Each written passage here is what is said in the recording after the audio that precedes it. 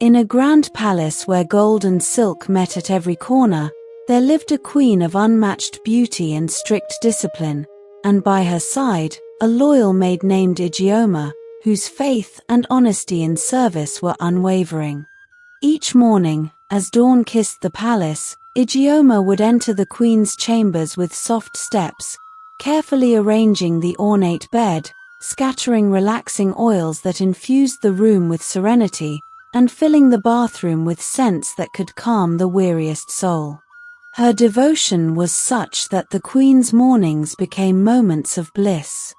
But one day, exhaustion overpowered Ijeoma. After completing her duties, she felt a sudden dizziness and, without thought, rested on the queen's luxurious bed.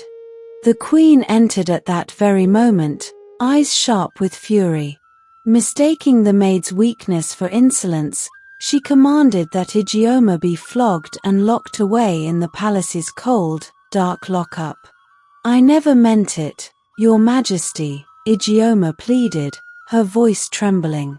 "It was only fatigue, a mistake." But the queen's judgment was unyielding.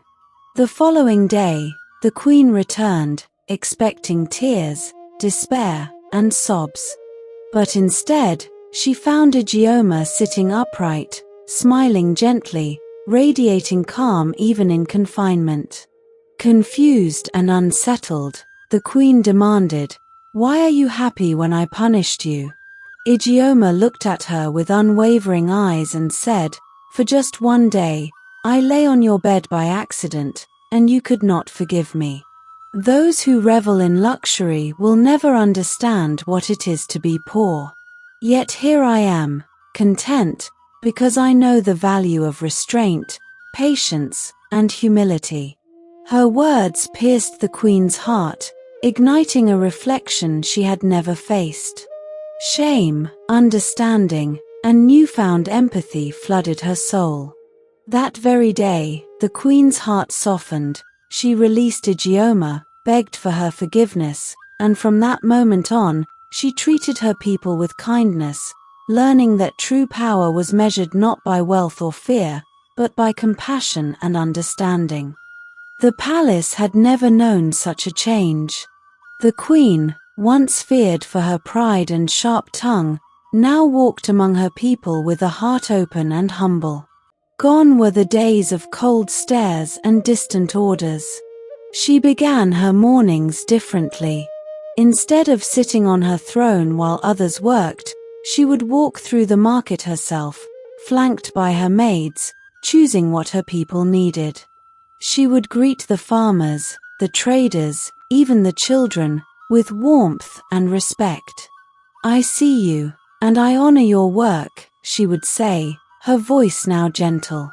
And the people, who had once trembled at her name, smiled freely, calling her our kind queen, marveling at how she had changed.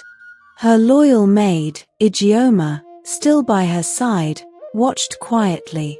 It was a joy for her to see the queen kneel to help an elder carry a basket, or laugh as she tried to bargain for spices.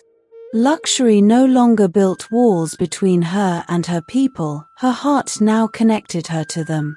And it was said that in the evenings, the palace echoed with laughter, not fear.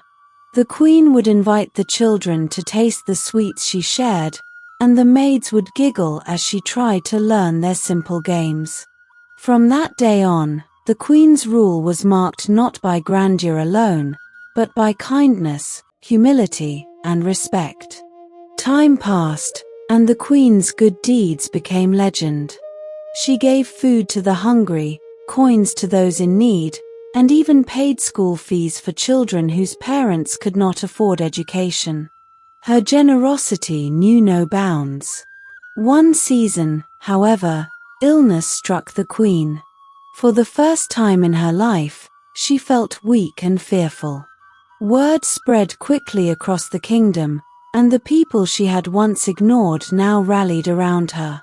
Farmers, traders, and children gathered in the palace square. With tears in their eyes, they prayed for her health, singing songs of hope and protection. The queen, lying in her chamber, could hear the voices of her people and felt their love surround her. And because she had spent years caring for others, the heavens answered. Slowly, she regained her strength, each day growing stronger as she felt the power of her people's prayers and gratitude. From that day forward, it was said that the queen's heart shone brighter than gold, for it had learned the greatest lesson, that respect, kindness, and love for one's people are far more valuable than any treasure in the palace. The kingdom had flourished under the queen's new heart.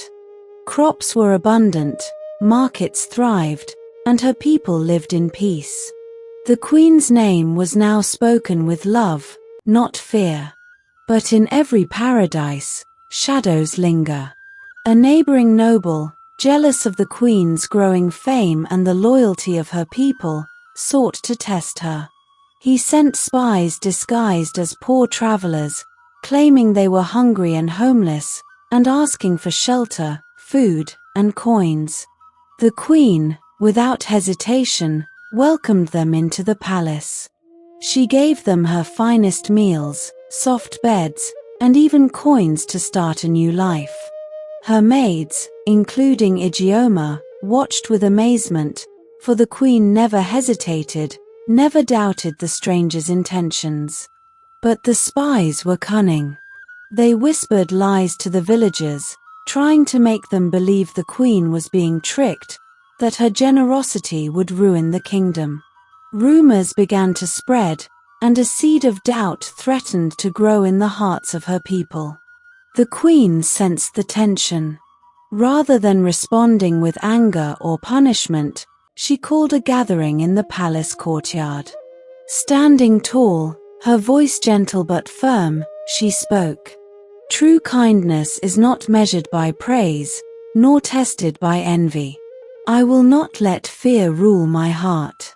If anyone doubts, come and see what loyalty, love, and compassion can do.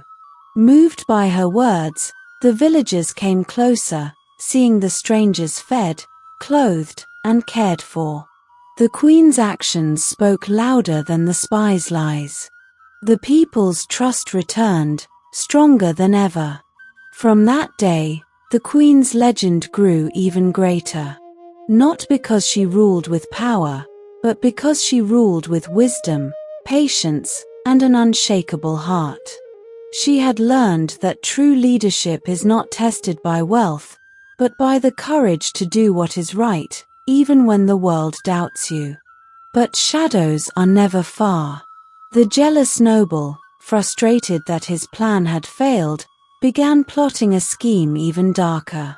This time, the threat would not be tested by lies or spies, it would be something that could shake the very foundation of the queen's kingdom. Peace had long reigned in the queen's kingdom, but envy never sleeps. The jealous noble who had failed to ruin her reputation was now consumed by bitterness. He could not stand to see her loved by her people, so he crafted a new plan, one far more dangerous. One evening, as the moon shone bright over the palace, a messenger arrived from the noble's land. He carried a golden chest, claiming it was a gift of friendship. The queen, kind and trusting, accepted it with a smile. But unknown to her, inside that chest was a deadly charm, a curse meant to bring sickness and confusion to her palace. Within days, strange things began to happen. The queen's servants fell ill one by one. The animals in the royal yard grew restless, and the air around the palace felt heavy and strange. Whispers filled the market again. Perhaps the queen's kindness has angered the gods, some said. Others feared the worst. But the queen, calm as ever, refused to let fear take root. She gathered her people in the courtyard, the same place where she had once defended her kindness. Standing tall despite the unease, she said, "Evil grows where love is feared. But I will not fear. My people, we will fight darkness not with hate, but with unity." She called upon Ijeoma and the elders to search for the truth. After long nights of prayer and guidance, Ijeoma discovered the charm buried inside the golden chest. When the queen saw it, she closed her eyes and whispered, "So this is how far envy can go." Rather than curse her enemy, she lit a lamp and said, "Let the light of truth burn away every darkness." The people gathered around as the chest was burned in the palace yard, and slowly, peace began to return.